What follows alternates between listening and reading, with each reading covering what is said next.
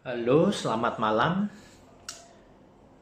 Ini video pertama saya. Saya membuat sejenis review, bukan review ya, tapi sharing atau bagi-bagi pengalaman atas salah satu lensa yang sering saya pakai untuk foto maupun kebanyakan foto sih, foto maupun video yang saya buat. Beberapa teman sempat bertanya di lewat Instagram maupun juga Facebook ataupun Japri ya, saya pakai lensa apa.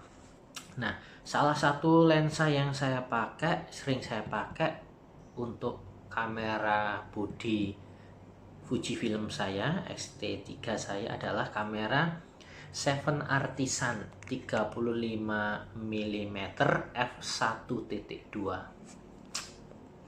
Ini lensanya. Ini fokus, kayak ini nggak fokus. Nah, ini lensanya. Mengapa saya membeli atau memilih lensa ini? Pertama-tama dari build quality-nya atau bahannya. Bahan lensa ini nih dari metal. Ini metal semua ini. Solid ya. Bukan hanya sekedar dari plastik, tapi ini dari metal. Maka memang bahannya pertama bagus ya. Ini bahannya bagus lensa ini. Maka saya memakainya. Terus alasan yang kedua yaitu bukaannya atau diafragmanya itu f1.2. Bukaan yang sangat lebar ya, f1.2 itu ya. Ini untuk bokeh-bokehan lumayan ya, karena bukaannya besar f1.2. Pertama untuk bokeh-bokehan, untuk bikin foto yang blur atau video yang blur ini sangat cocok. Yang senang bikin foto atau video yang blur ini sangat cocok lensa ini, karena bukaannya sangat besar, f1.2 ya, 35 mm APS-C. Kemudian dengan bukaan f1.2 berarti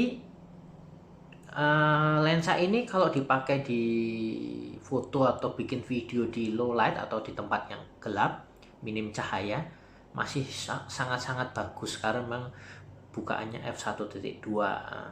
Maka memang lensa ini bagi yang senang bokeh-bokehan, senang blur ya, atau bokeh atau blur, atau sering memfoto atau ambil video di tempat yang gelap, lensa ini sangat cocok.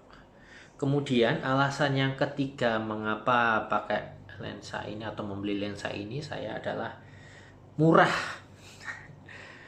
Untuk jajaran lensa kamera Fujifilm ya, kalau lensa-lensa Fuji atau Fujinon itu mahal-mahal, terkenal mahal-mahal.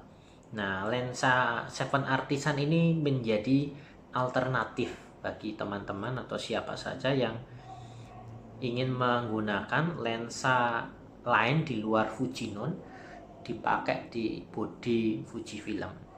Maka memang harganya murah. Kalau kita cek di toko-toko online itu ada yang jualnya 1.900.000-an, bahkan ada yang berani menjual sekarang itu masih baru 1.500.000.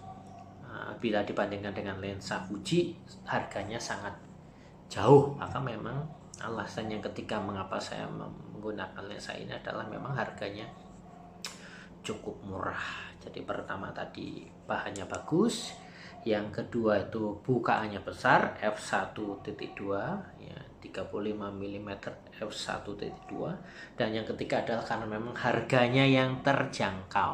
Nah, tapi juga lensa ini punya kelemahan, yaitu bahwa dia manual fokus.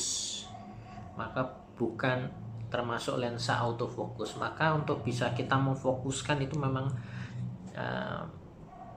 fokusnya harus manual, lensa manual. Ya itu tadi, karena manual harganya juga murah. Tapi bagi mereka yang senang pakai lensa manual fokus, maka ya pakai lensa ini bisa fine-fine aja atau oke-oke saja, tapi yang sudah terbiasa pakai lensa autofocus maka harus pasti akan menyesuaikan diri dengan lensa ini. Maka memang kelemahannya salah satunya adalah karena lensa ini manual fokus. Satu lagi kelebihan dari lensa ini adalah kecil. Ya, lensanya itu kecil ini, maka kalau misalnya disimpan di kantongnya atau dibawa itu gampang karena memang kecil. Nah, itu alasan-alasan mengapa saya masih senang atau suka menggunakan lensa ini gitu ya. Build quality-nya bagus, bukaannya besar f1.2, harganya murah. Yang berikutnya itu simple atau kecil ya, jadi dibawa-bawa itu gampang. Tapi juga punya kelemahan bahwa lensa ini tidak autofocus, tapi manual fokus. Manual fokusnya ini manual fokus f1.2 sampai bukaan paling sempitnya f16. Itu bukaan paling sempit lensa ini. Jadi itu alasan-alasan mengapa saya juga memilih atau menggunakan lensa ini, dan ini sering saya pakaikan di body kamera saya Fujifilm X-T3 gitu. Sering seperti ini Fujifilm X-T3, maka memang kelihatan kecil lensanya, tapi kecil-kecil cabai rawit menurut saya karena memang pertama-tama bahannya bagus dan bukaannya besar. Itu saja sedikit sharing atau berbagi salah satu lensa yang saya pakai dalam penggunaan kamera Fujifilm X-T3 saya sehari-hari. Bagi teman-teman yang ingin